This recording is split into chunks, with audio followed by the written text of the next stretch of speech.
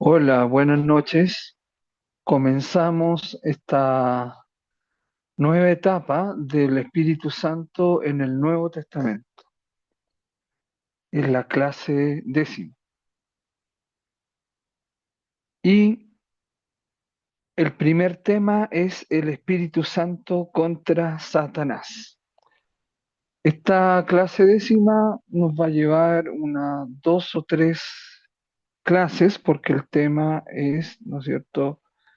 Em, Hay que desarrollarlo. El texto en que nos basamos de Marcos es un texto breve, pero muy rico en temas, entonces tenemos que tratar incluso el tema de por qué el símbolo de la paloma, que es algo muy valioso, puesto que es casi el único símbolo que está en los cuatro evangelios.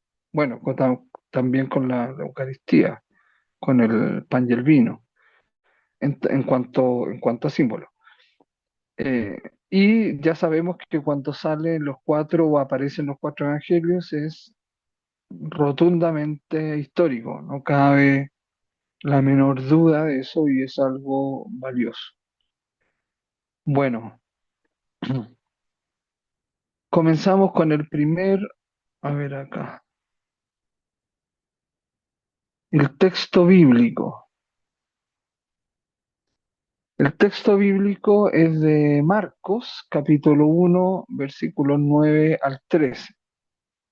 Ya sabemos que el Evangelio de Marcos es el Evangelio más breve y por ello está contenido en Mateo y Lucas. Y Marco tiene algunas cosas que le son propias, que no aparecen en Mateo y Lucas, pero eh, son muy pocas. Generalmente cuando Marcos está, un texto de Marcos está en Mateo, en Lucas y evidentemente en Marcos, se dice que es de triple tradición, es decir, que la fuente de ese texto es Marcos. De esa manera se concluye en teología que Marcos es el evangelio más antiguo. Por mucho tiempo se creyó que había un evangelio de Mateo en arameo que se conservaba, posteriormente que se había perdido, y como estaba en arameo, entonces Mateo sería el más antiguo. Esa es la razón que hasta el día de hoy aún se conserva ese orden en las Biblias, colocando el Evangelio de Mateo primero, para no alterar, ¿no es cierto? Pero en rigor debería estar Marcos como el primer Evangelio. Ya sabemos también que Marcos fue discípulo directo de Pedro, y Pedro ya sabemos quién es entre los apóstoles y por lo tanto significa que Marcos tenía acceso a, a información de primera fuente. Marcos posteriormente se asienta, se desarrolla y muere también en Egipto y funda la iglesia copta, que es la iglesia egipcia, cristianos egipcios. Es la primera iglesia verdadera, en realidad, u organizada en ese sentido, antes que la Iglesia Católica Romana, la cual ya sabemos se organizó mediante el Edicto de Milán primero, que hace que los cristianos sean eh, no perseguidos, y posteriormente con Teodosio pasa a ser la única y la religión oficial del imperio. Bueno, en virtud de eso, y con ese contexto del Evangelio de Marcos, para recordarles, pasamos a la lectura de de este Evangelio de Marcos. Si alguien quiere hacer la lectura, puede hacerla.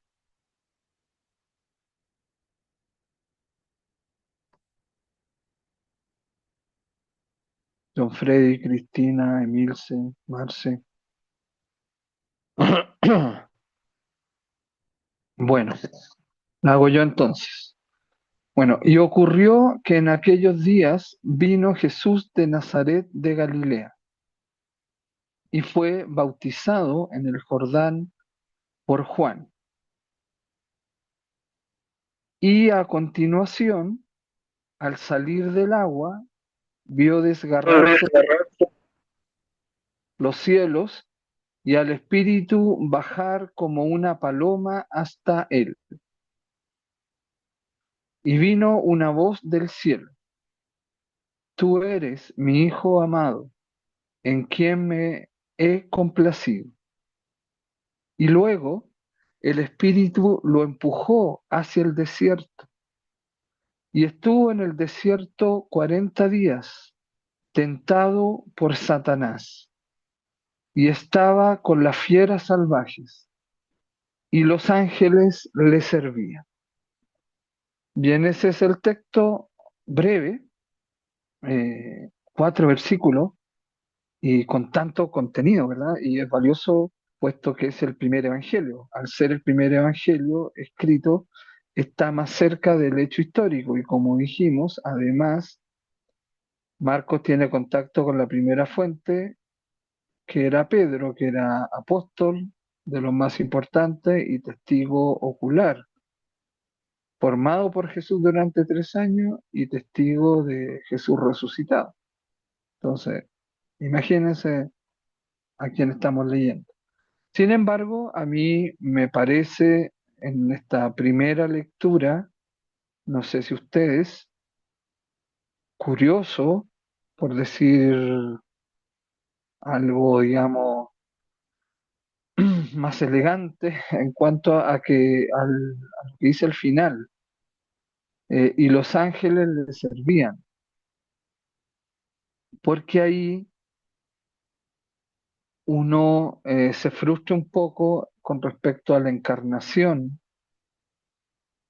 porque uno dice, uno no tiene la oportunidad al menos de... O sea que entonces en el desierto no le faltaba ni pan, ni agua, ni lo atacaban las fieras, y daban lo mismo en las tentaciones, todos los ángeles le servían. Entonces, de repente, eso puede eh, tener, ¿no es cierto?, un sesgo que a uno lo lleva como un poco de inconformismo respecto al final del texto, porque uno dice, íbamos bien hasta que apareció eso.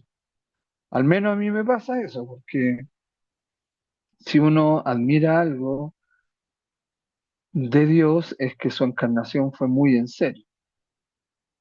Para eso miremos simplemente un crucifijo que tengamos por ahí cerca.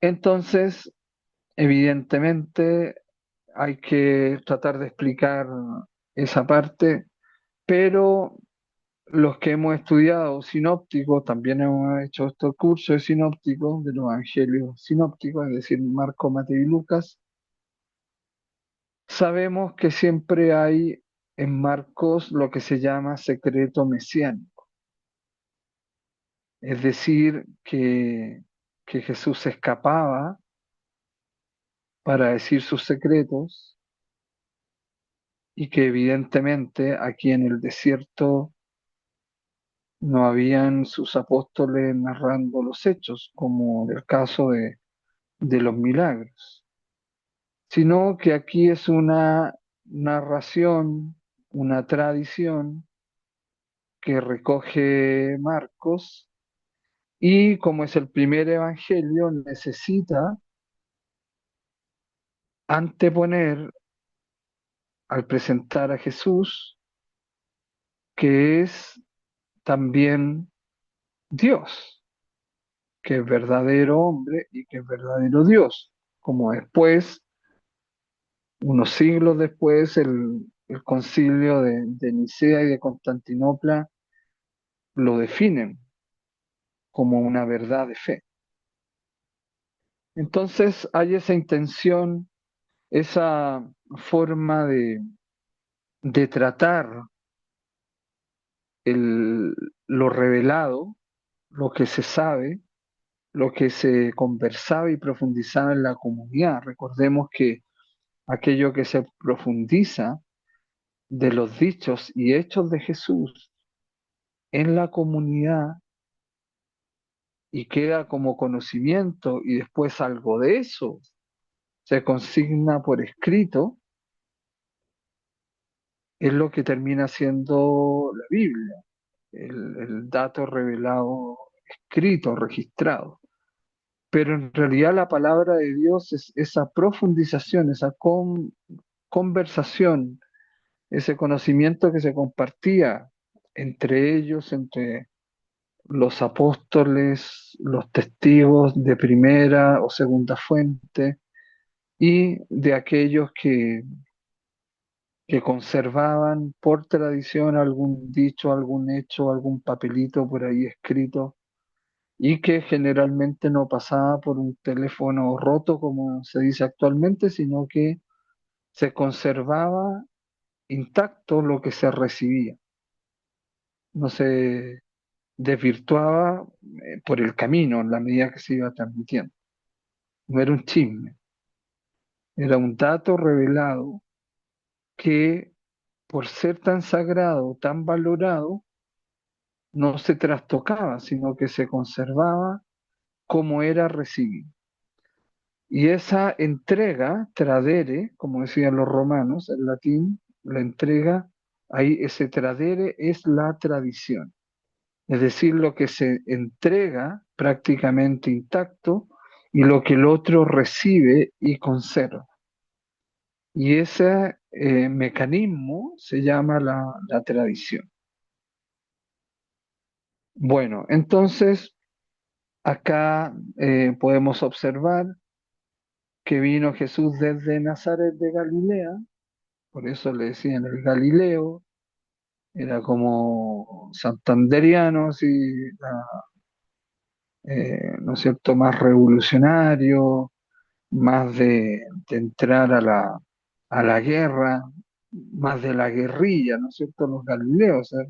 De hecho, ahí eh, surge Judas el Galileo, que fue el que comandó todo ese ejército que quedó de judíos en Masada hasta que finalmente todos se suicidaron, el único que quedó vivo fue Judas el Galileo y se tiró por el barranco, pero no dejó que los romanos los tocaran. Ese es el nacionalismo judío hasta el día de hoy, muy exacerbado ahora por la tecnología y el armamento israelita en la actualidad contra los palestinos de Gaza, que en realidad es contra Hamas, porque los terroristas usan a los palestinos, al pueblo de Gaza como escudo.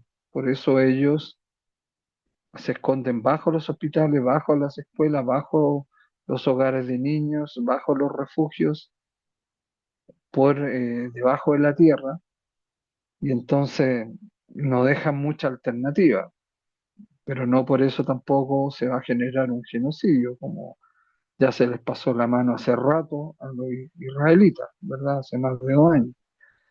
Entonces, bien, eso es lo que hay que decir de eso de Galilea.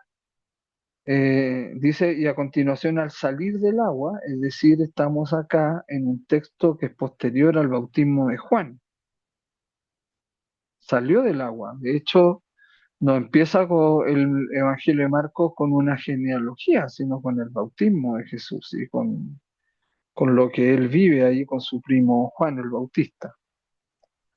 Entonces ahí ve Jesús desgarrarse los cielos, vio desgarrarse los cielos, se refiere a Jesús, no está incluyendo a los otros, y al Espíritu bajar como una paloma hasta él.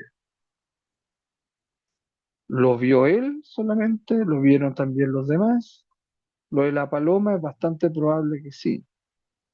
Y lo otro quizás fue una revelación del papito para él, para darle esa seguridad.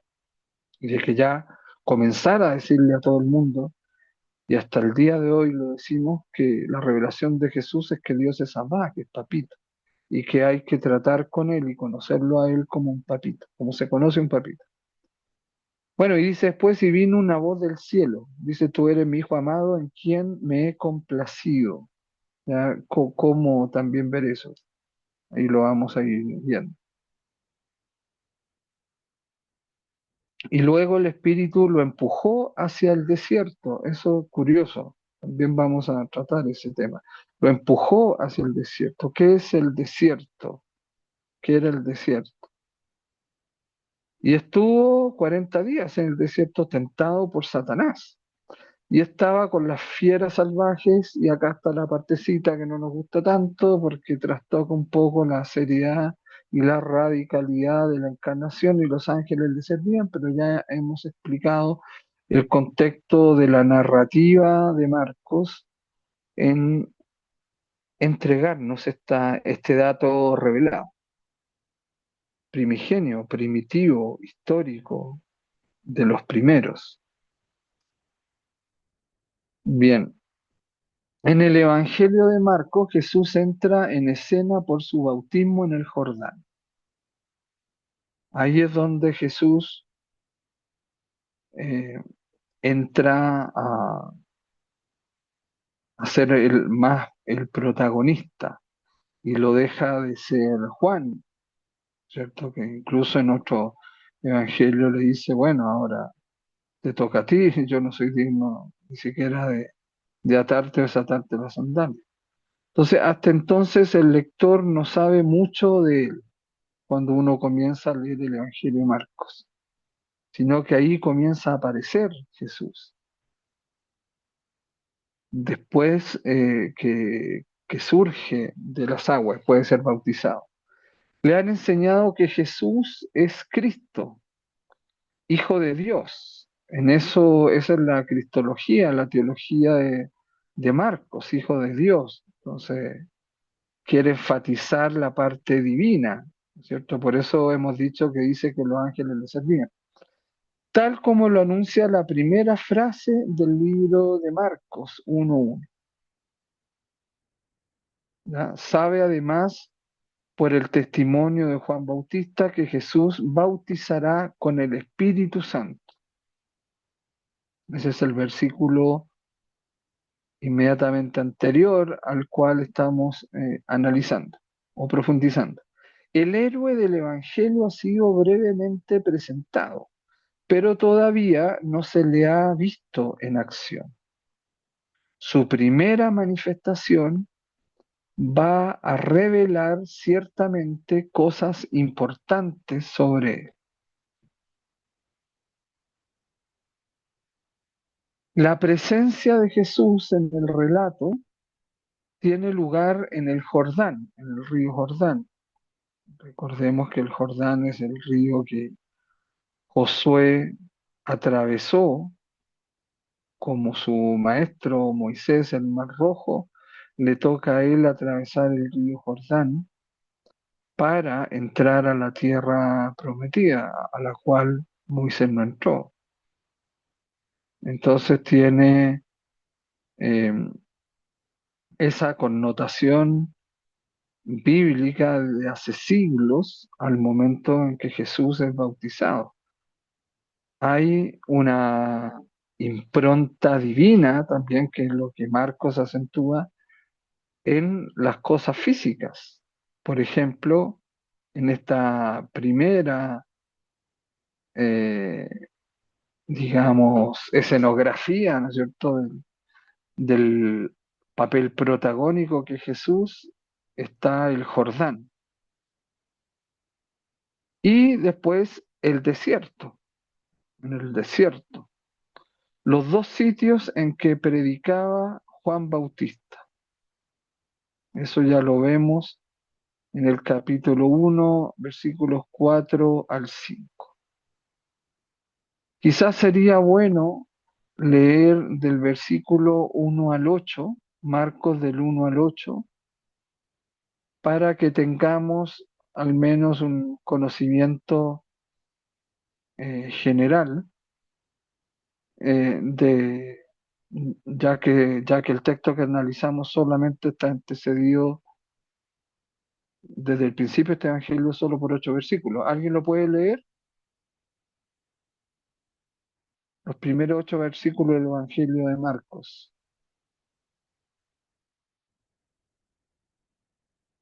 Cristina, Marce,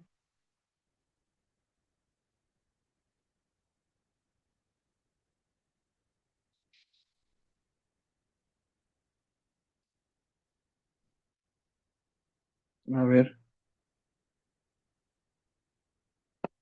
voy a buscarlo yo entonces en mi Nuevo Testamento.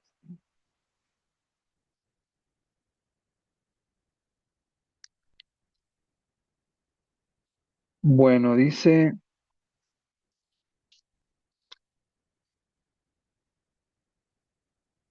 acá, orígenes de la buena noticia de Jesús, Mesías, Hijo de Dios. Entonces, por eso, desde el primer versículo, a Marcos le interesa decir que este evangelio es sobre Jesús, que es el Mesías, y no un mesianismo cualquiera, sino que es además Hijo de Dios.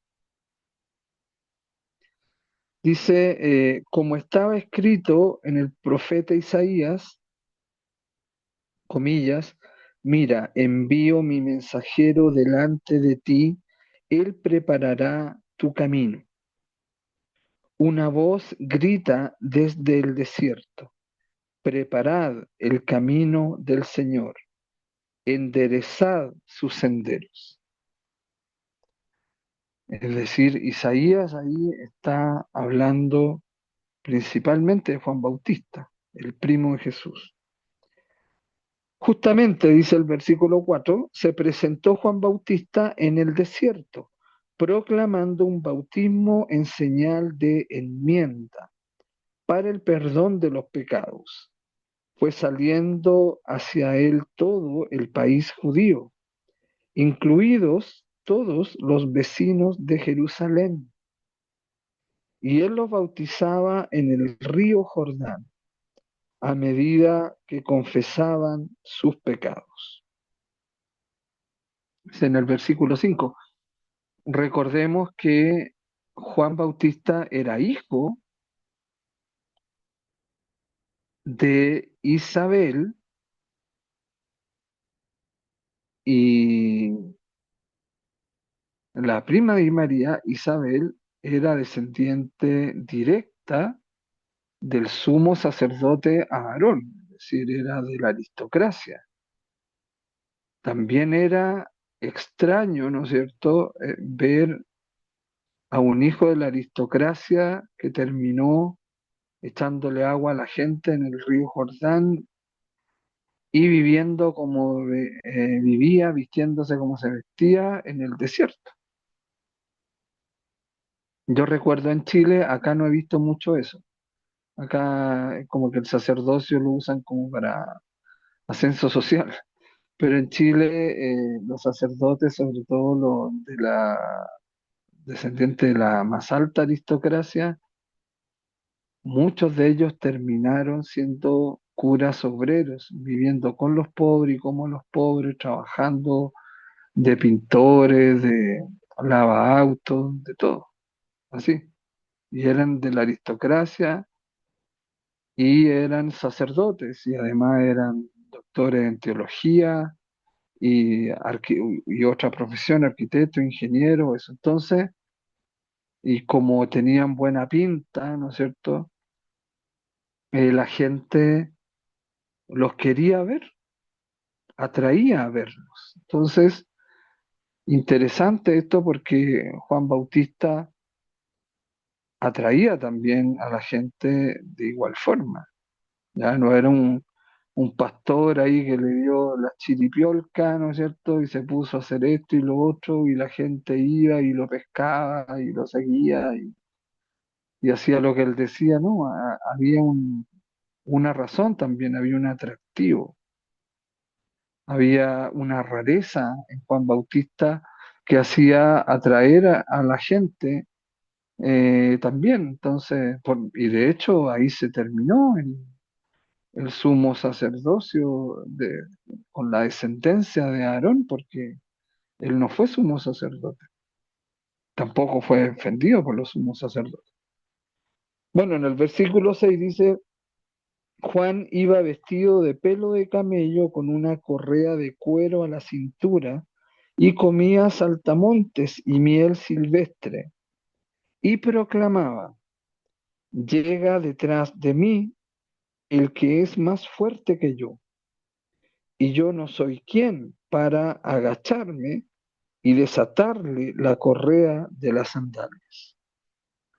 Yo os he bautizado en agua, él os bautizará con Espíritu Santo. Ahí, evidentemente, está en el papel protagónico Juan Bautista, pero anunciando el papel principal, del cual en el primer versículo ya anuncia el Evangelio de Marcos respecto a que ese Mesías es divino.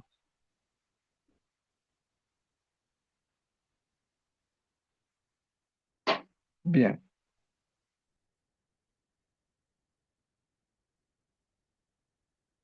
Jesús pasa por el agua para dirigirse al desierto, de la misma forma que el pueblo hebreo había atravesado el mar al salir de Egipto antes de vivir 40 años de prueba en el Sinaí. Evidentemente acá hay un simbolismo. ¿Fue real esos 40 días? No, no lo podríamos decir. Muchos dicen que es simbólico justamente por esto, ¿no es cierto? Del agua sale al desierto y se queda ahí 40 días, emulando los 40 años que Israel estuvo ¿no es cierto?, en el desierto. Es como el nuevo Israel, Jesús, que vive un nuevo éxodo, una nueva liberación que es el mismo. Asume el itinerario por donde el pueblo elegido había pasado de la esclavitud a la libertad. Como vemos, muchos de los elementos del relato son simbólicos y son también múltiples las reminiscencias del Antiguo Testamento. Para cada una de las dos partes del relato conviene medir el alcance de las palabras o de las frases más importantes para que el texto adquiera todo su sentido, toda su riqueza. Siempre el Espíritu Santo que inspira la palabra de Dios, la Biblia, el dato revelado, el texto bíblico, como el Espíritu Santo en la relación en persona entre el Padre y el Hijo, ¿qué es lo que hace? Relaciona. Y es increíble cómo es posible tanta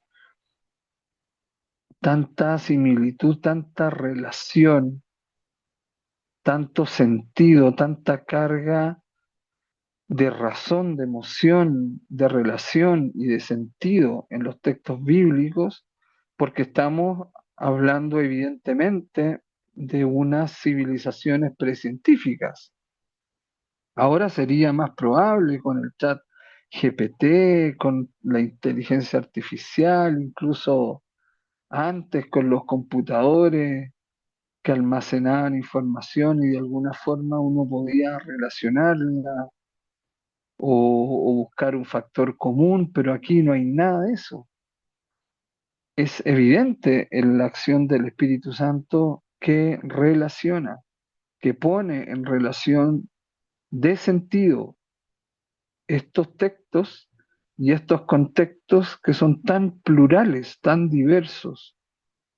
Cada vez uno se asombra de esto y pienso que debiera ser catalogado como una de las pruebas que Dios existe, porque no hay ningún otro texto humano de ese tiempo de la antigüedad que haya logrado tal sentido, tal relación y tal coherencia.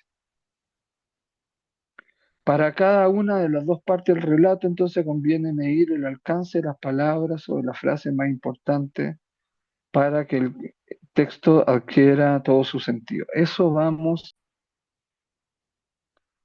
Hola, ¿cómo están? Ya estamos en el tema del Espíritu Santo en el Nuevo Testamento. Terminamos todo ese recorrido que hicimos en varias clases por el Antiguo Testamento, donde profundizamos cosas que generalmente nunca nos han enseñado. Entonces ahora hemos estado analizando, profundizando el tema del Antiguo Testamento, en el Nuevo Testamento. Entonces, el Espíritu Santo contra Satanás, eso es lo que estamos viendo, y hemos visto la parte de Jesús en el desierto y vamos a retomar desde que Jesús es bautizado y que vio desgarrarse los cielos y también que vio bajar al Espíritu Santo como paloma.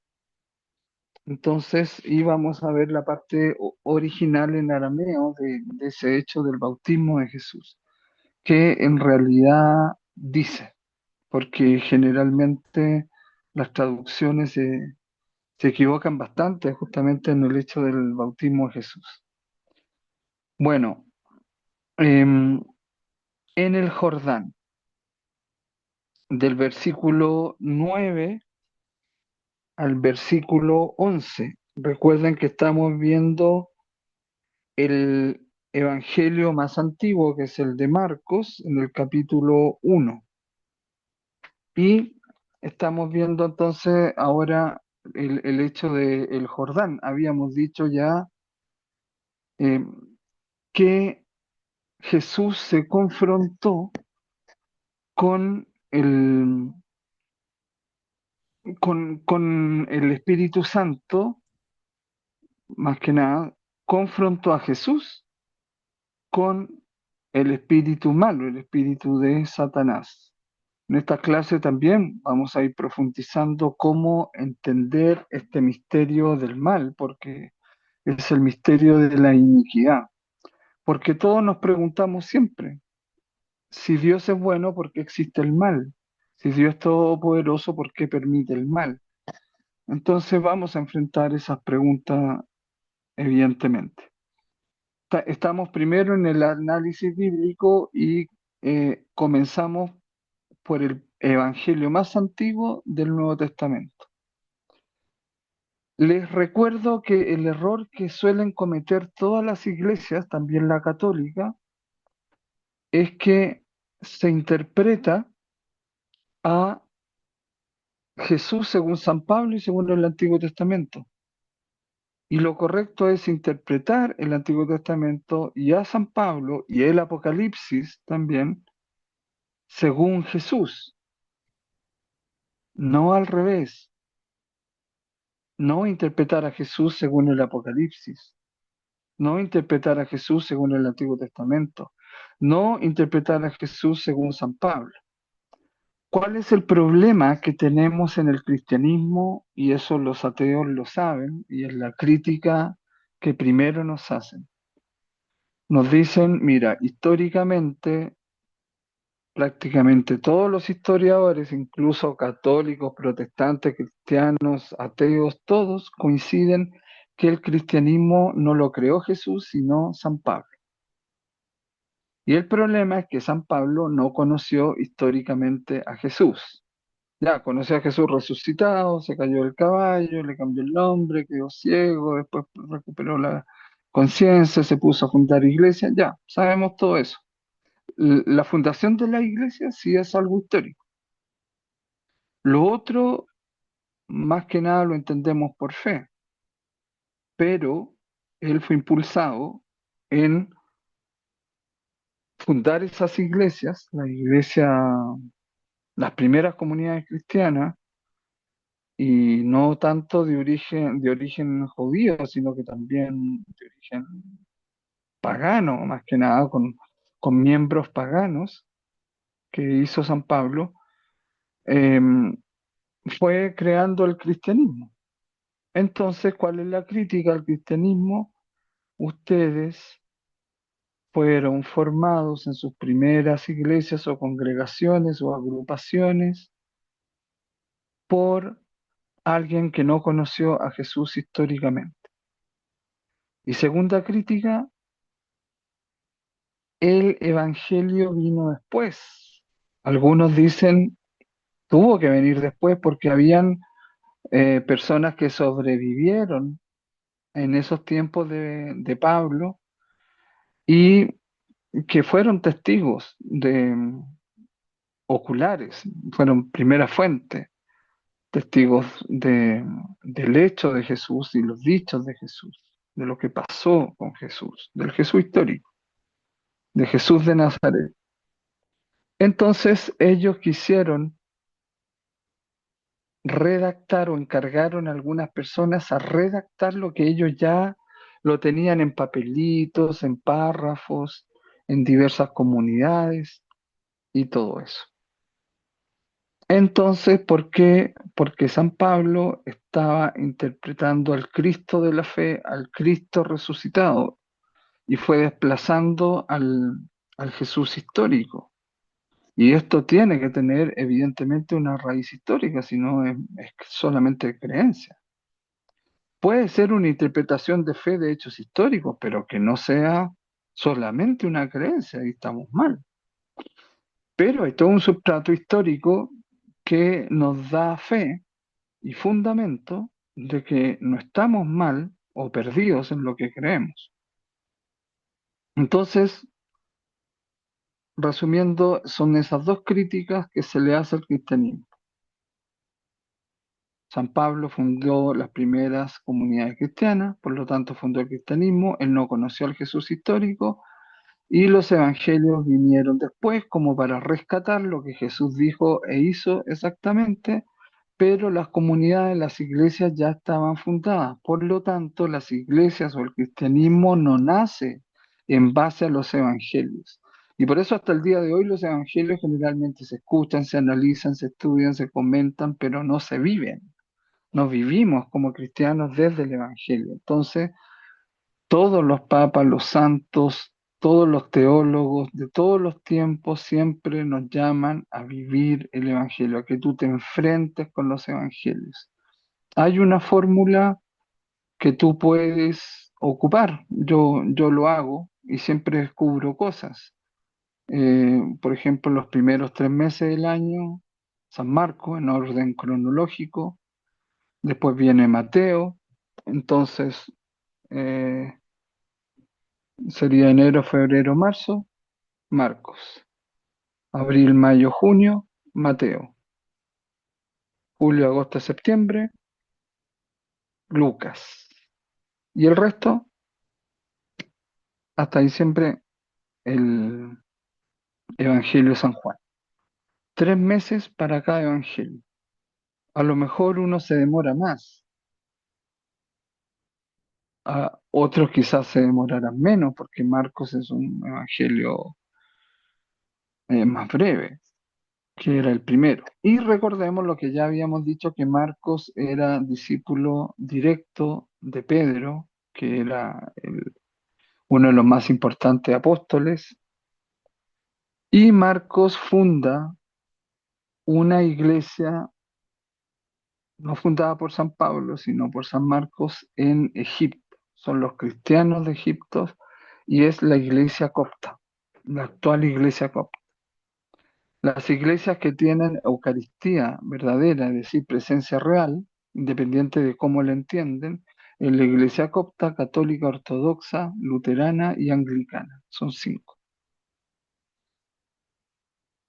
Se habla de consubstanciación, otro de transubstanciación, otro de algo que media entre esos dos, términos y fundamentos de la presencia real de Jesús en la Eucaristía. Bueno, ahí son teologías, ¿no es cierto? La teología no es una creencia, es una ciencia, por si acaso. ¿Por qué? Porque eh, bucea en los textos originales, en el idioma original.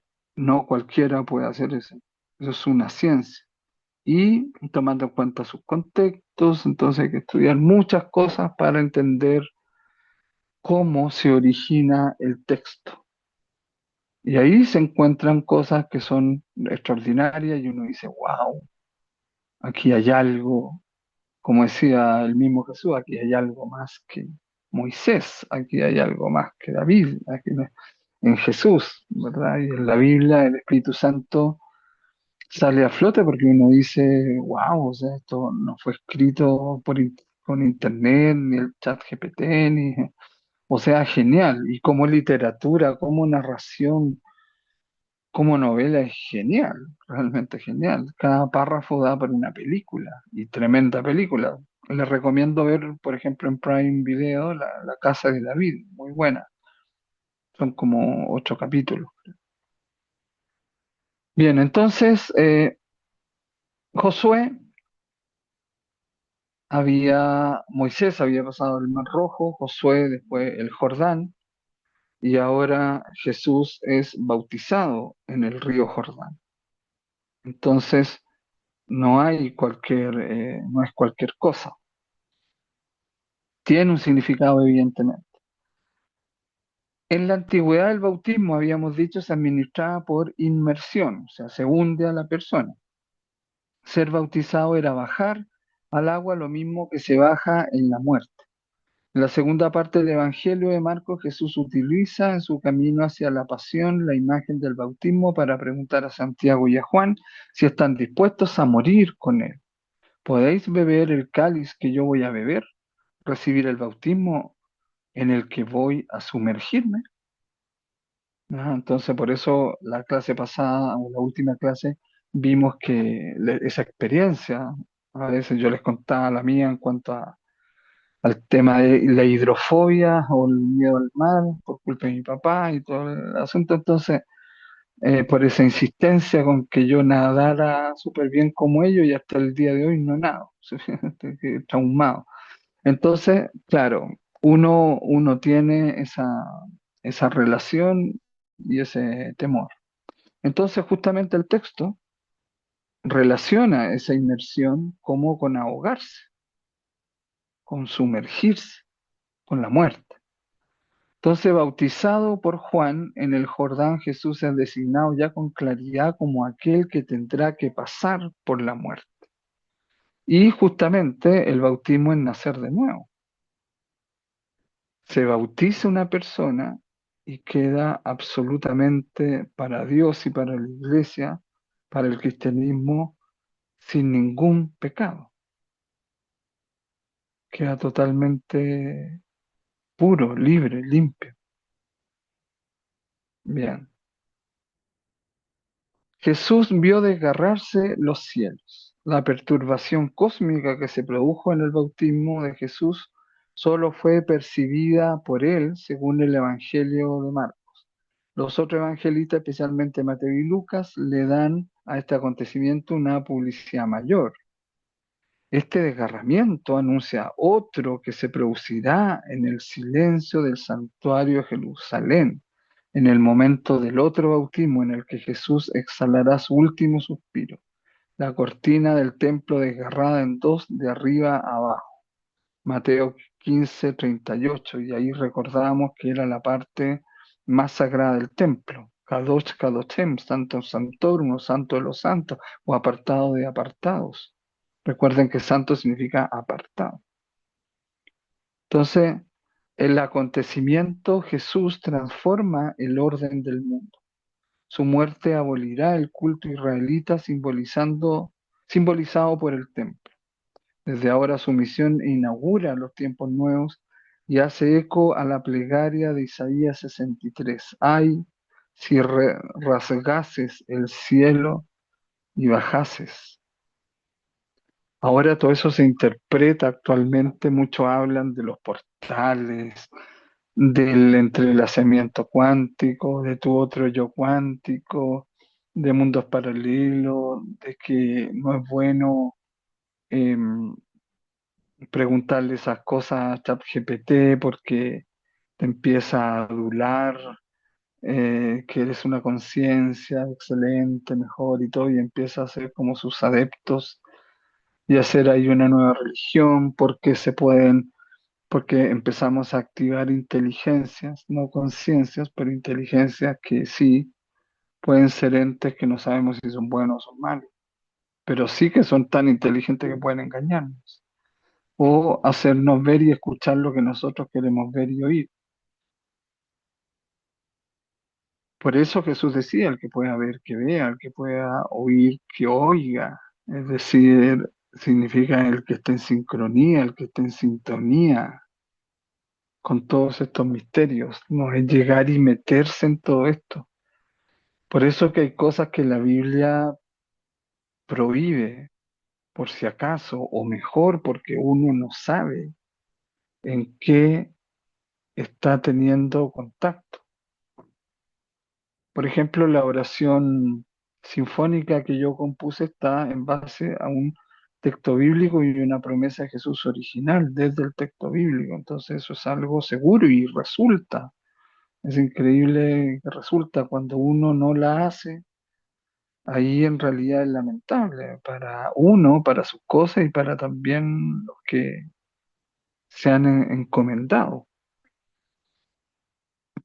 Por ejemplo, también hay algo extraño que los que trabajamos para Dios, es decir, que somos teólogos, eh, porque eso es lo que hacemos los teólogos, hacemos que lo conozcan a Dios, o sea, que uno conozca el misterio de Dios y descubre algo más de Dios, avanza un poquito, aunque sea un milímetro en el conocimiento de Dios, pero eso ya es algo muy sagrado.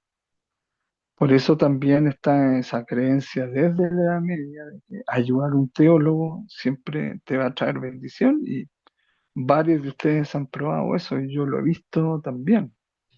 Entonces está esa magia, esa cosa extraña, por así decirlo.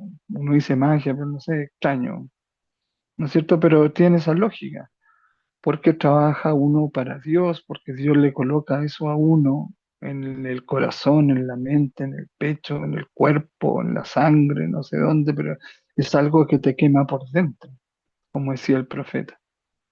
Tengo que anunciar, tengo que arriesgar, ay de mí si no lo hago. ¿Cómo no hablar de ti si tu voz me quema dentro?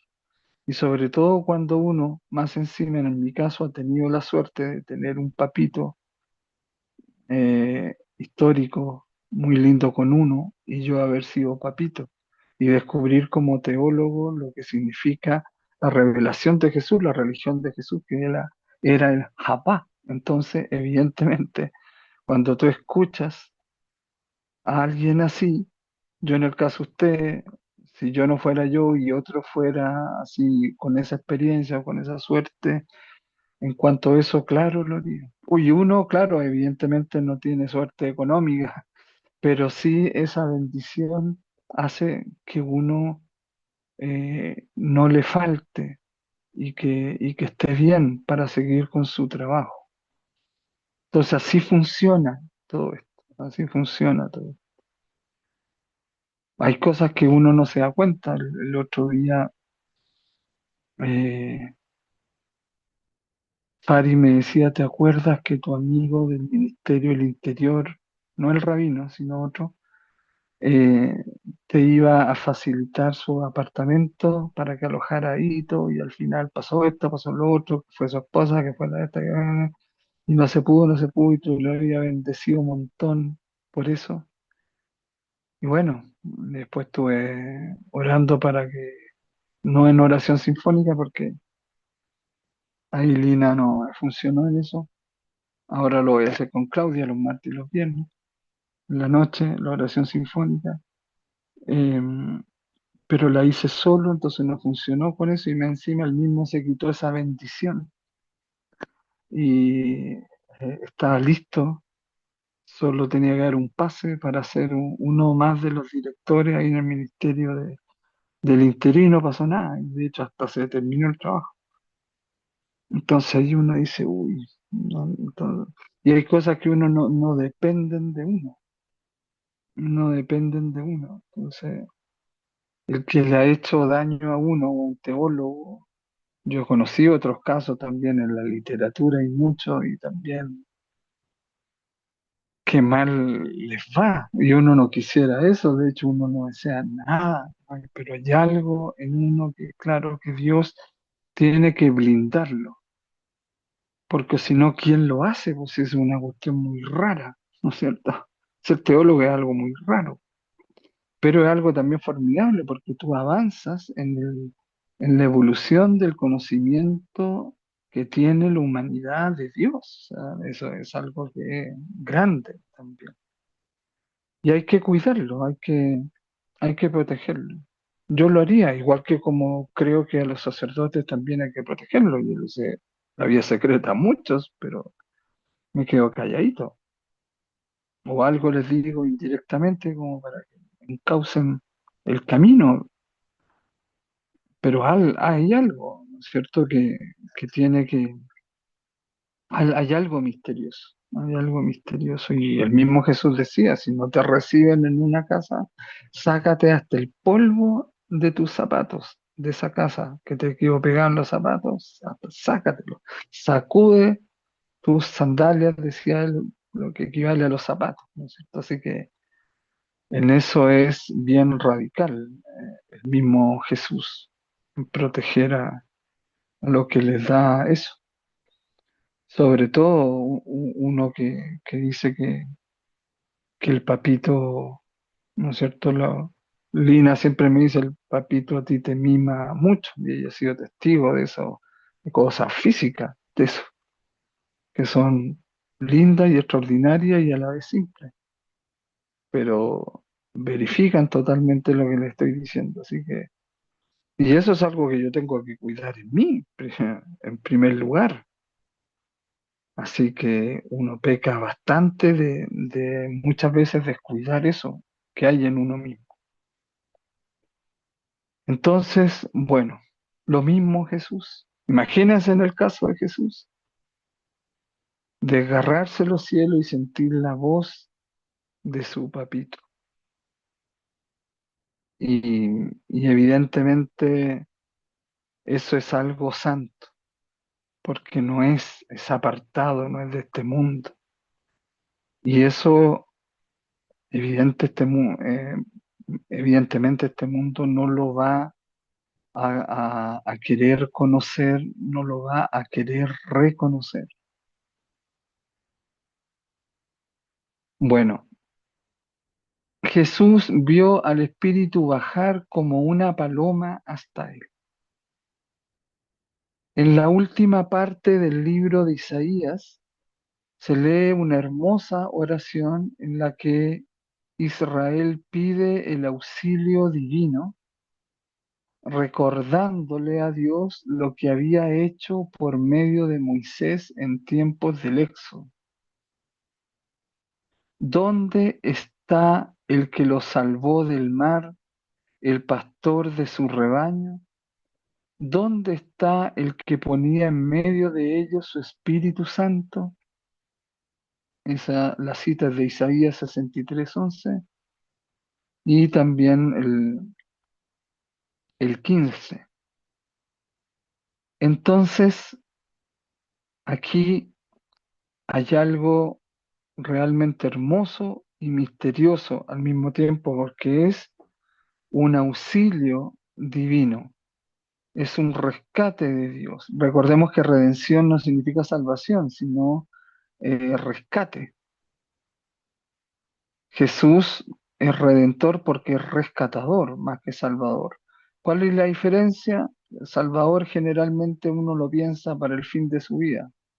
O el Salvador te tira la cuerda y te sube, pero el rescatador, el equipo rescate, se baja con un arnés, se arriesga, te lleva el arnés, te lo coloca y te sube, te abraza, se compromete, se involucra. en esa salvación. Entonces, el auxilio divino es como rescatista, no como salvador, no como el que tira la cuerda y ahí después tú depende de tu fuerza.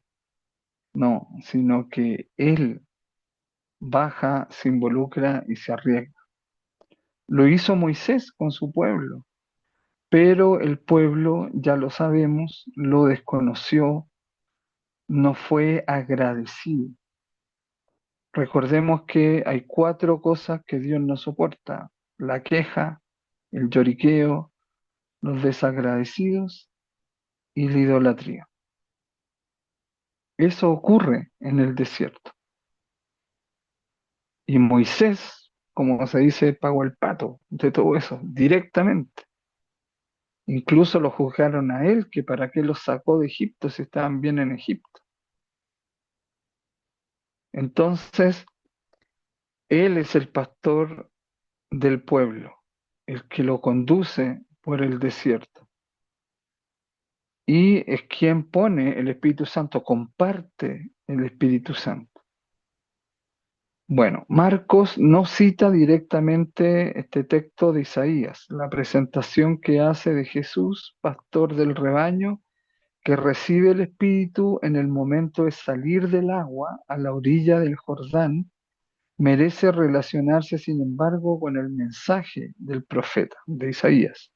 Sugiere por medio de alusiones que Jesús es el nuevo Moisés, encargado de conducir al pueblo al final de su viaje.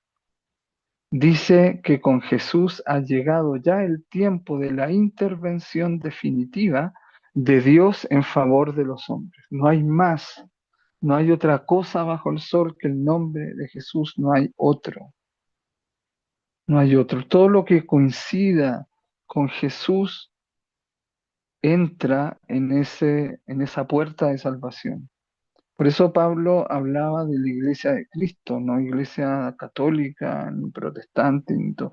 Fundió el cristianismo, pero decía iglesia de Cristo. Entonces, pertenecer a la iglesia de Cristo es ser como Jesús. Y Jesús fue dos cosas, y esas dos cosas hacen que nos salvemos: coherencia y entrega. Que tu lenguaje sea sí, sí, o sea no, no, pero que sea coherente y que te entregues. Esas dos cosas nos salvan. No nos salva tanta misa, tanto culto, tanto rezo, tanto rosario, tanta teología, tanto retiro, no. Todo eso tiene que ayudarnos para que nosotros seamos coherentes y nos entreguemos. Para eso está todo eso.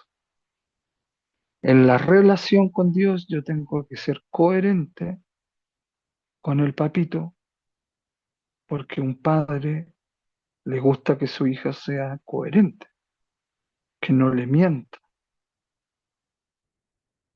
no que le oculte sus errores o que mienta para ocultar sus errores, sino que no le mienta, que confíe, que se entregue.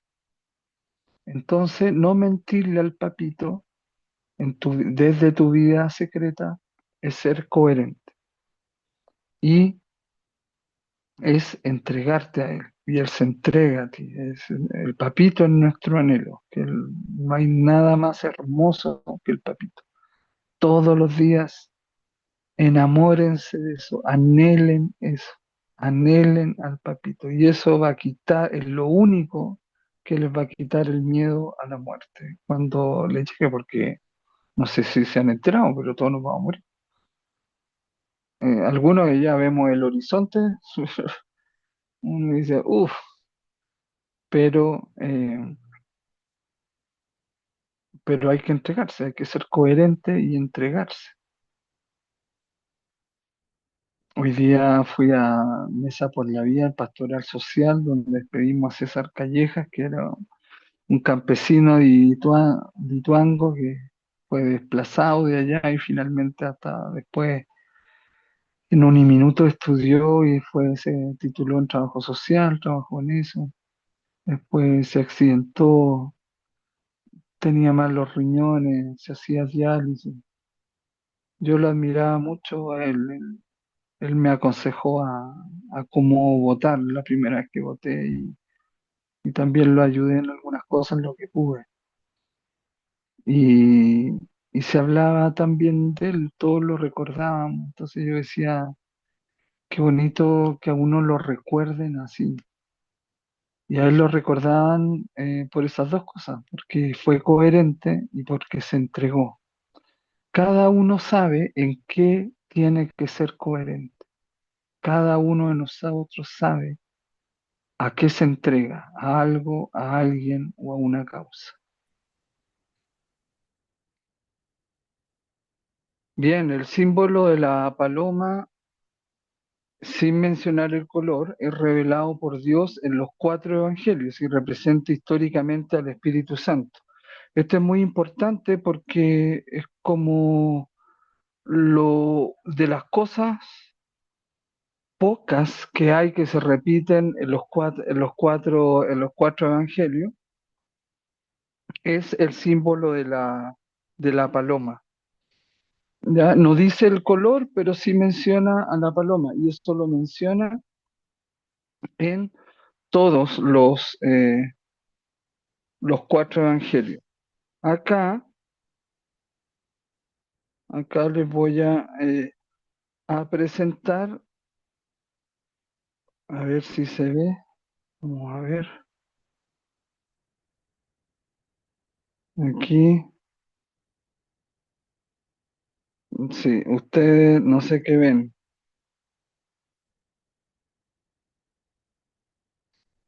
No sé si se ve. Ah, sí, acá se ve. Espérate ahí. Ahí, Adriana, hola. Trajo, ¿la están viendo? Sí, con la paloma. Ah, sí, esa es la misma, la de la foto. Claudia no es muy amiga de los Ah, qué pájaros, linda. pero, pero está ahí por lo menos. Ve en pantalla, pues así que no se asusta. Así que ahí está. Hola, mi niñita, ¿cómo está? Ella es, ella se llama Shalom. Qué Hola, linda. sí, es una paloma macaibera, es decir, no tienen esas cosas como en la nariz. Mire, ¿cómo está mi preciosa? Un bichito, un bichito. Y esa es la misma de la foto. Y adivinen cómo se llama Chalón. Así que, ay, ya bebé. Es linda, ¿le gustó? Sí, muy linda. Claro, y se llama Chalón justamente Y se queda toda quietica.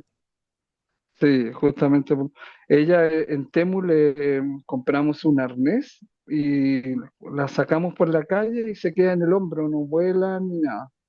Ella sale así de paseo. ¿No es cierto, Ve, hermosa? Entonces, increíble. sí, muy linda. Y es la misma, yo creo que tiene como 3 años y tanto con nosotros, pero es la misma de la diapositiva. No se fijen en el desorden de atrás, véanla a ella. Está bien. Para que le cuente ahí a Diana, a David, a tu mamá, Qué linda, sí, le encantaría. de ahí al Espíritu Santo. Hecho, bebé. Y yo la conozco mucho, son muy inocentes, son buenas. Como dice Jesús, que hay que ser bueno como, o sea, astuto como serpiente y bueno como paloma.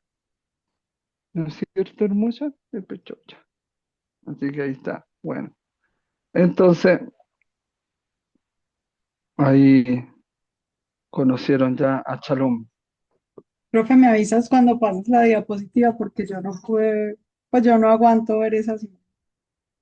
Ah, ¿en serio? Qué increíble. Ujú. Ahí está en diapo. Se comparte o no? ¿O no se ve? Ahí. Ahí Ahí sí. está todavía la paloma. Cuando ya la pasen me avisan. Ah, pero ya está, pues ya. No, me da mucha impresión, no, no soy capaz. Ah, oye, qué increíble, ¿eh? Hay que averiguarlo. Bueno, entonces, mire, eso está, pero ahí ya está, ¿o no? ¿Ven la diapo? Yo la estoy viendo. ¿Están viendo la diapositiva? Sí, está la de la paloma. Sí, esa, ya. Bueno, entonces continuamos ahí con esto. Entonces, antes del nacimiento de Jesús, la paloma era considerada un animal con un fuerte valor simbólico. Para los griegos era un símbolo de amor y un mensajero de la diosa Afrodita. Así que ese es el símbolo, digamos, el significado pagano, el símbolo de amor. Al igual que en Egipto, era utilizada como un pájaro de envío para llevar mensajes. Entre los judíos era la ofrenda sacrificial de los pobres, que no podían permitirse sacrificios más costosos. De hecho, recordemos que María y José lo que llevaron eran dos pichones de palomas, y pichones de palomas, o sea, no palomas maduras, sino palomas niñas, si se puede decir. Entonces simbolizaba el amor, el anhelo de Dios a través de la purificación, la paz. Y al final del diluvio universal es una paloma que, enviada por Noé, devuelve al arca llevando en su pico una rama de olivo, dando una nueva esperanza para la humanidad diezmada. En este sentido, la paloma aparece como un mensajero celestial. Y fíjense que está en los cuatro evangelios. Y bueno, no sabemos de qué especie de paloma, ni sabemos de qué color la paloma, pero sí ahí está. Entonces, en la Biblia, la paloma es el ave más mencionado y no solo encarna la belleza, la ternura y la fidelidad del amor, sino también la pureza, la libertad y la búsqueda apasionada de Dios. Yo en mi palomita, que la tengo acá en el hombro todavía, que ustedes ya vieron, pero la sacamos de pantalla porque pone nerviosa a Claudita, pero simboliza eso, ¿verdad? Y uno la ve y a mí también me simboliza eso. Mira, ahí voló. Y sus gemidos son los de quien sufre en espera de una salvación que nunca llega. En otras tradiciones se consideraba el símbolo del alma de un difunto. De hecho, entre los pueblos esclavos existía la creencia de que el alma del difunto se convierta en una paloma. Entonces, hasta este momento hemos analizado o conocido los relatos, incluso paganos, de la paloma, pero hasta el momento no dice, si ustedes se fijan, ni el tipo ni el color de la paloma. Ya vamos a ver por qué entonces, de dónde salió esto de la paloma blanca. Bueno, con la llegada del cristianismo, la paloma se convirtió en el símbolo del Espíritu Santo. Cuando Jesús fue bautizado, de hecho, se dice que una paloma descendió sobre su cabeza. Ya lo vimos en el texto, ¿verdad? Que desciende el Espíritu de Dios en forma de paloma sobre Jesús. Cuando Jesús entonces fue bautizado, que ya vimos ese texto. Es un nuevo comienzo para el hombre, la renovación de la alianza con Dios después del diluvio. La alianza no es la negociación con Dios, sino que es la relación con Dios, el amor con Dios. Entonces el amor de Dios que desciende sobre los hombres, dando a ellos una esperanza de salvación y la eternidad. Jesús utiliza a menudo la imagen de la paloma, combinándola con la de la serpiente. Decía a sus discípulos, y en este orden, fíjese, sed prudentes o astutos como las serpientes y sencillos como las palomas.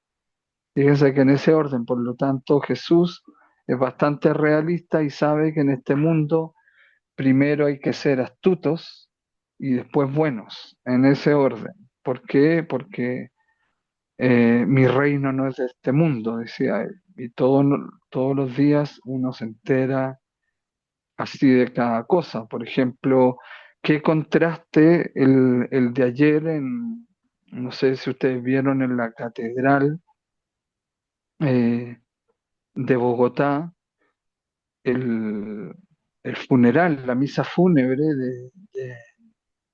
del senador asesinado, vilmente asesinado, Miguel Uribe. Y qué contraste lo que dijo la esposa de él, con tanto amor. Eso es una obra de arte lo que ella escribió. Muy, muy bueno, muy realista. Pero cómo contrasta con lo que dijo lamentablemente, que fue un discurso político y partidario que hizo el papá de Miguel Uribe.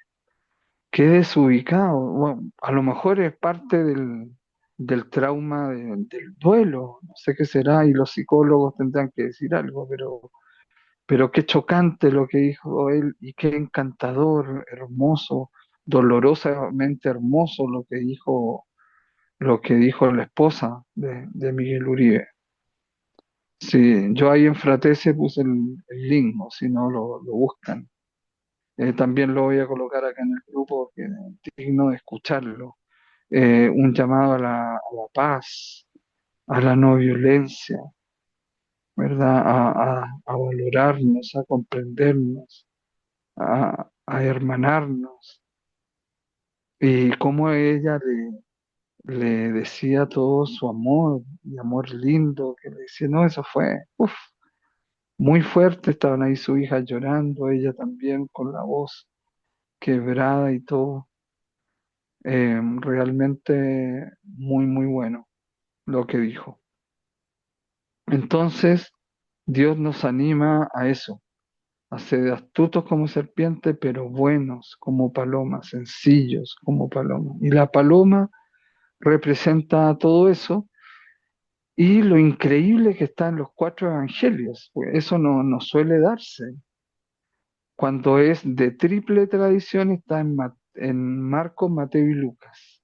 Y eso se considera sin duda histórico, porque esos evangelistas no se conocieron entre sí, escribieron en distintas fechas, aunque cercanas, separadas más o menos por 10 años, y eh, en lugares distintos. Entonces, si coinciden en algo, tienen un factor común, hay versos que se repiten, es porque eso históricamente sucedió.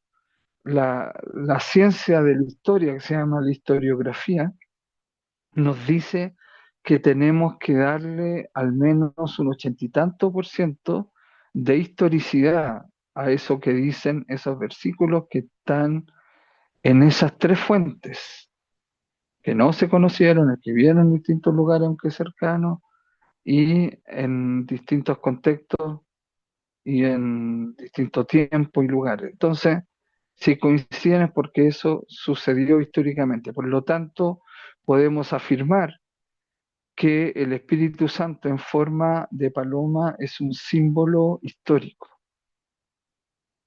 y hay que respetarlo mucho como símbolo, porque además está en el cuarto evangelio, es uno de los pocos símbolos y versículos que se repiten en los cuatro evangelios y por lo tanto no cabe duda para los historiadores de que realmente eso sucedió.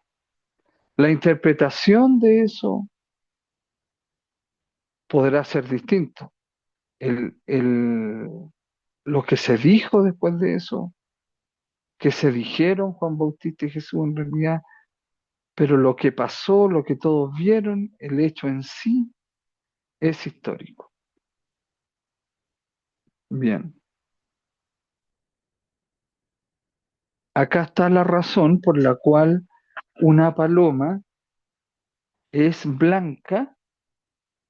Ay, ay, ahí está en mi cama. Venga, venga. Entonces, la paloma es el símbolo del candor, la sencillez y la inocencia. Sí, son muy, muy inocentes. Y tienen buena memoria, además. Yo lo noto eso.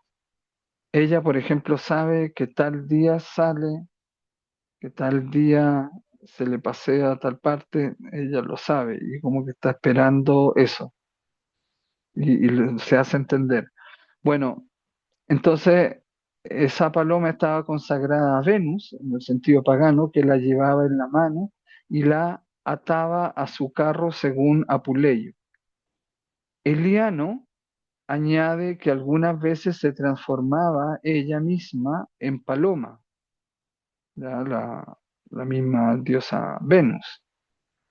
Ella misma en paloma, por lo que estaba privado a sus sacerdotes el comerlas. Entonces, claro, por si acaso no deben estar comiendo a Venus, se transformaba a veces en paloma.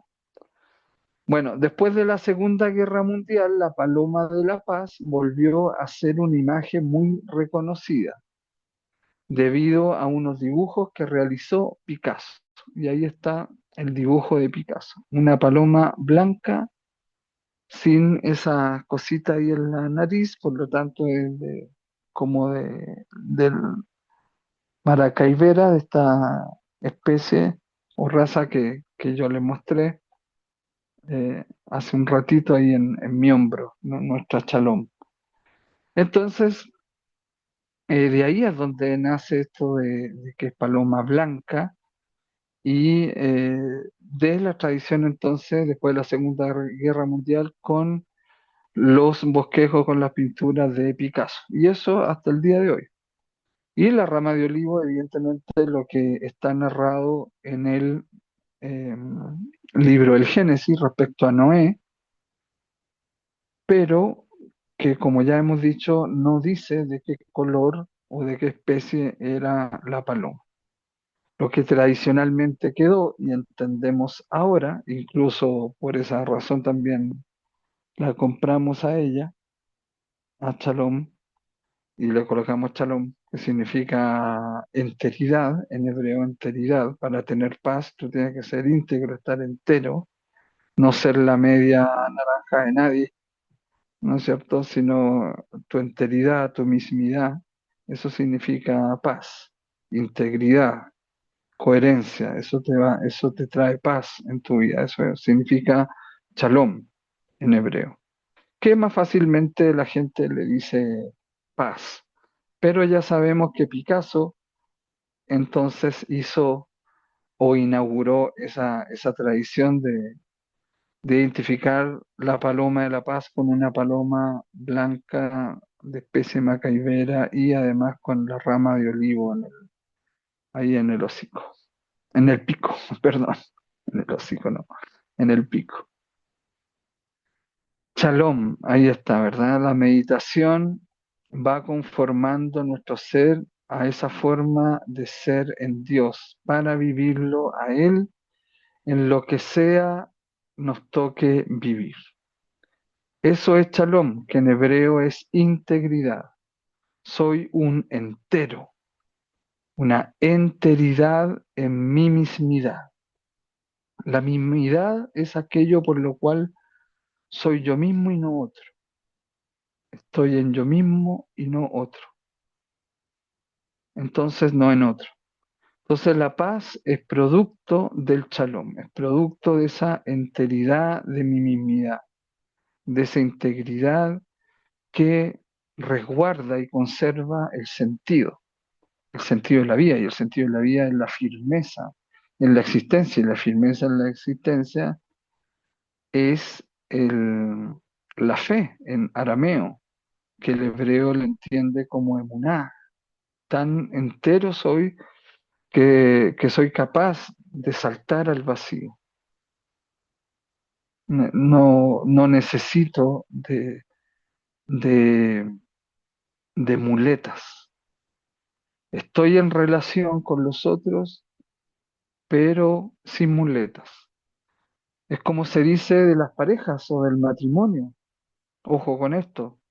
Estar en pareja no es para ser feliz, no es para que el otro llene mis vacíos. Entonces, estar en pareja no es para ser feliz, es para los felices, es para los que tienen esa enteridad, porque esa enteridad en tu mismidad, aquello por lo cual eres tú mismo y no otro, hace que tú logres la conexión real con otro. Conexión racional o intelectual, conexión sexual, conexión emocional y conexión espiritual. Una pareja, cuando yo atiendo a las parejas acá en terapia, yo les digo pónganse nota, una nota de 1 al 5 en cada conexión. Los que están en pareja se pueden poner esa nota y sacan su promedio. ¿Ya? Y si les gusta otro, o salen con otro, o están con otro, hagan también ese promedio. Y hay que tratar ahí de arreglar las cosas. Bueno, entonces los textos de los evangelios sobre el símbolo del Espíritu Santo como paloma. Acá están los 4. El primero es de Marcos 1:10.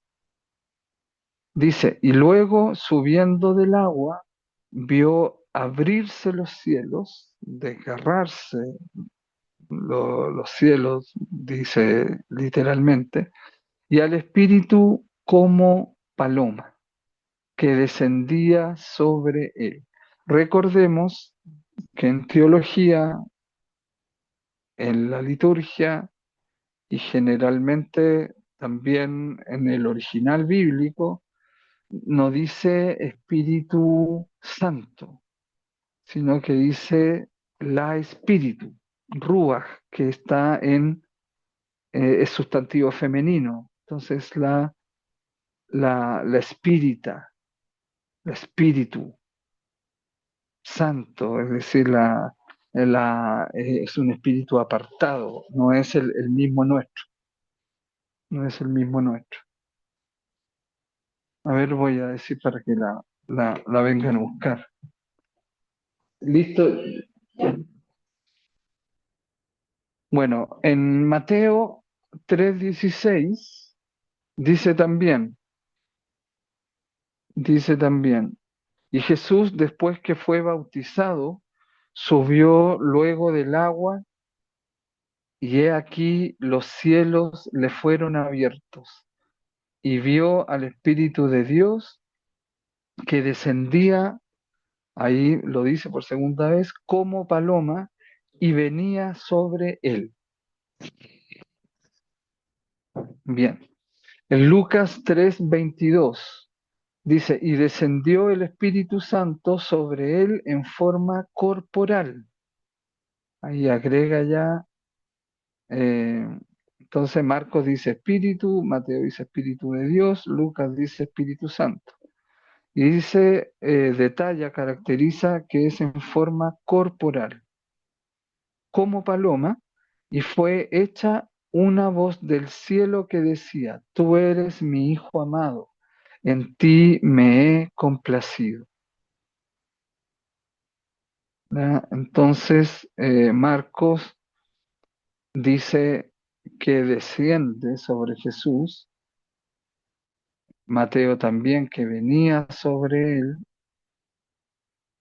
y acá también dice que desde el cielo se escucha la voz, nos dice que fueron abiertos o desgarrados, como en el caso de Marco y Mateo, sino que Lucas dice que ahí viene la voz del cielo que dice, tú eres mi Hijo amado, en ti me he complacido.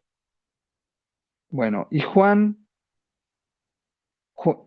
dio testimonio diciendo, vi al Espíritu, no dice Espíritu Santo, solo lo dice Lucas, vi al Espíritu que descendía del cielo como paloma y reposó sobre él. Entonces, el que interpreta más se puede decir que es Lucas. Y los otros son más concretos, más físicos, más se puede hacer el video también de eso, sin mayor texto. Se puede hacer eh, como solamente el video sin texto. ¿Ya? En cambio, Lucas hay que hacer como el video, pero con el texto. Bueno, esto comprueba que el hecho de la paloma en el bautismo de Jesús fue histórico, como ya dijimos, y que Dios quiere que la paloma represente al Espíritu Santo. Bien, eso es muy interesante. Y acá tenemos finalmente ese encuentro, ¿no es cierto?, con estas palomas que ahí están en Italia, ¿no es cierto?, cuando fue el Papa, cuando estaba en los funerales y todo, dijeron, pasó una bandada de palomas, pero en realidad eran gaviotas, que también son blancos con negro, pero ahí ustedes saben que la gente siempre interpreta. Bueno, ahí arriba está Juan Pablo II, ya más viejito, con Parkinson, y ve, ¿no es cierto?, con asombro ahí a la paloma. Ahí Benedicto la ve como con un poco de susto, a lo mejor Benedicto tenía esa fobia, igual que Claudia, pero la ve así. Ya no hay que decir que el otro es más santo que el otro, y no, porque son cosas de experiencia con los pájaros y todo eso, sensibilidad distinta. Y Francisco, ¿verdad? Que ahí también en la Plaza de San Pedro una paloma se le posó en en los dedos. Uno, vaya a saber uno si eso fue con truco o no, no sé cómo se hacen las palomas. La mía no es tan fácil que se pose en los dedos, en realidad. Por ejemplo, si tú vas a un mariposario y te echas tu saliva, y sobre todo si, si has lamido antes algo dulce, eh, esa saliva, ¿no es cierto?, va a hacer que esa paloma grande o pequeña se pose en tus dedos. Ahí hay un truco. Pero en el caso de estas palomas no lo sé.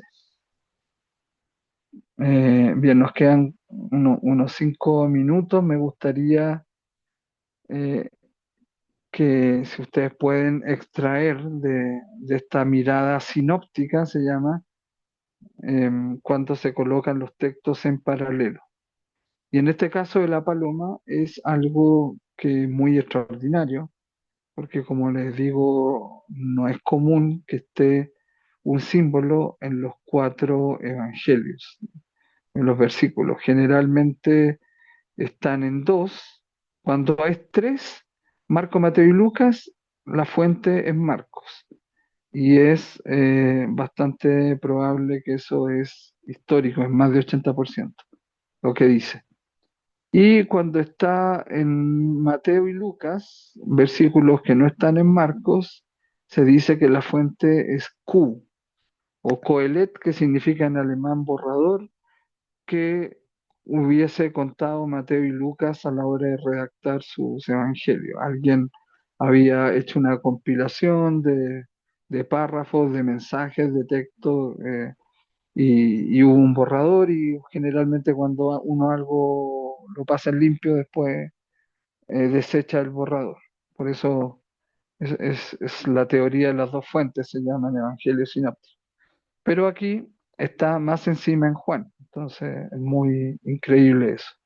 No sé si alguien, ya nos quedan 3 minutos y tanto, quiere hacer alguna observación que note en esa mirada sinóptica, algo que a lo mejor se me haya ido de comentar. En los cuatro aparece la parte física, que es como paloma. ¿Qué más se puede decir?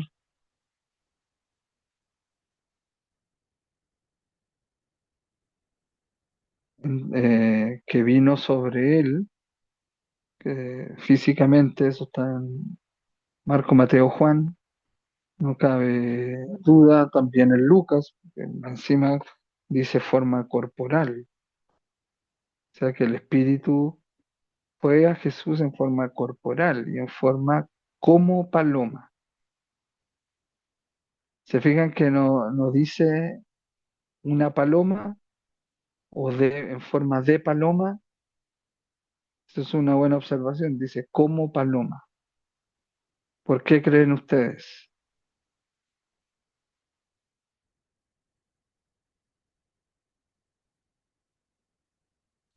Porque están asemejando al espíritu como al comportamiento de la paloma, o pues, o no, o algo así.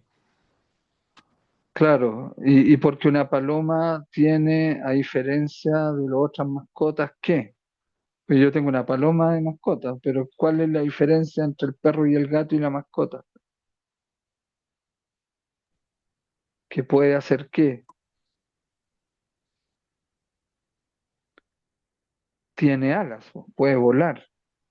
Ujú. El perro, el gato y yo puedo brincar, saltar y todo, pero ninguno de los de perro, gato ni humano pueden volar. Entonces, claro, como desciende, como viene del cielo, entonces está en esto de paloma, ¿verdad? Y nosotros ya tenemos en la mente, clasificado mentalmente, que esa paloma es blanca, y que para nosotros lo blanco es pureza, las alas son como de ángeles, como que vienen del cielo, y el espíritu, y lo que simboliza una paloma, pues, esa sencillez, esa bondad, em, aunque mi paloma es traviesa también, fíjate, que revoloteaba sobre las aguas y todo eso, el espíritu. Ahí está entonces esas simbologías. Bueno, hasta acá la clase. La próxima vamos a entrar en toda esa parte eh, de qué se piensa actualmente sobre el espíritu de la iniquidad, del mal al inocente y al indefenso. Y son temas que son ambiguos, por eso son oscuros, siempre hay que protegerse, pero es bueno